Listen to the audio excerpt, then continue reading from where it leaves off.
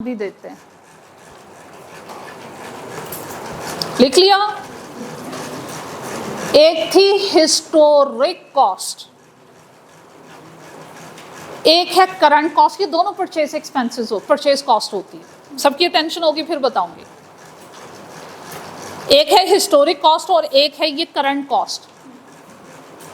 ये दोनों purchase expenses हैं। हिस्टोरिक कॉस्ट एसेट खरीदा जा चुका था, माजी में कितने में खरीदा था, वो हिस्टोरिक कॉस्ट है। अब अगर जो ऑलरेडी मेरे देखो वो एक्सचेंज या ट्रेडिंग की ट्रांजैक्शन हमने उसमें IAS 16 में डिस्कस की हुई है। हमें सम टाइम एसेट को रिप्लेस करना पड़ जाता है विद न्यू एसेट।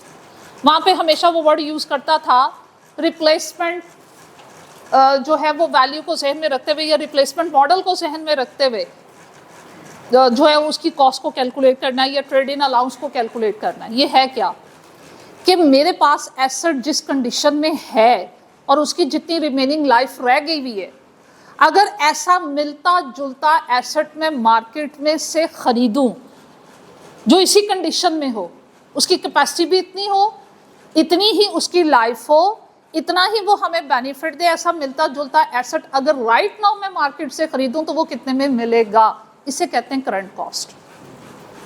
फिर से मैं रिपीट करती हूँ, हिस्टोरिक कॉस्ट जो मेरे पास ऑलरेडी एसेट है and I am using that asset, वो मैंने माजी में कितने में खरीद लिया था, वो परचेज कॉस्ट क्या कहलाएगी, हिस्टोरिक कॉस्ट। अब राइट नाउ मेरा एसेट जनाब उसकी useful life, expected useful life थी 20 साल, मैं 8 साल इस्तेमाल कर चुकी हूँ।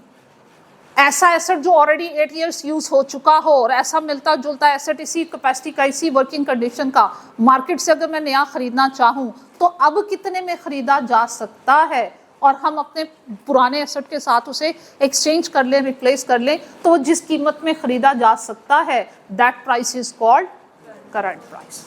इसीलिए हम उसे क्या कहते हैं, रिप्लेसमेंट कॉस्ट। अब सोचो ये एंट्री वैल्यू या एग्जिट वैल्यू, परचेसिस के एंगेज में जितनी भी वैल्यू वो कौन सी है, एंट्री वैल्यू। और इसमें कौन सी कॉस्ट को अकाउंट फॉर करना चाहिए, कौन सी कॉस्ट को अकाउंट फॉर नहीं करना चाहिए।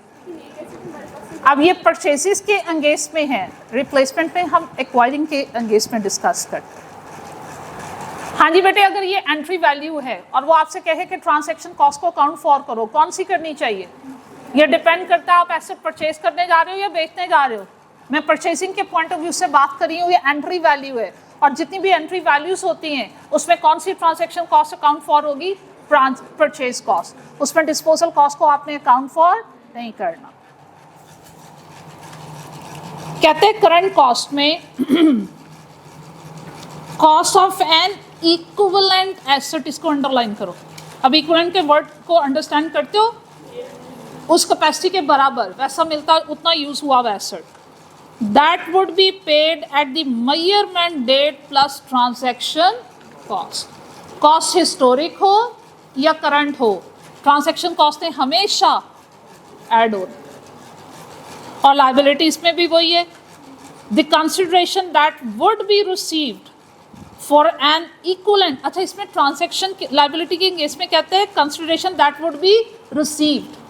एसेट परचेज करते हैं और कर्जा लिया जाता है, जब कर्जा लेते हैं तो पैसे या बेनिफिट हमारे पास आता है।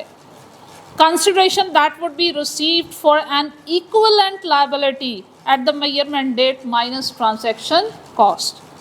दूसरी तरफ चलें तो जनाब इंपॉर्टेंट चीज़ क्या है, ये एंट्री वैल्यू है, इसलिए वो क्या लिखता है, transaction cost at the time of disposal are not relevant. अच्छा, सीधी बात नहीं लिखनी, transaction cost at the time of purchase is relevant, वो भी लिखो।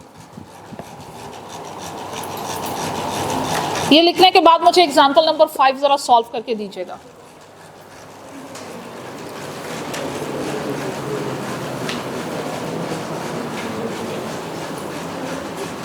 Example number 5,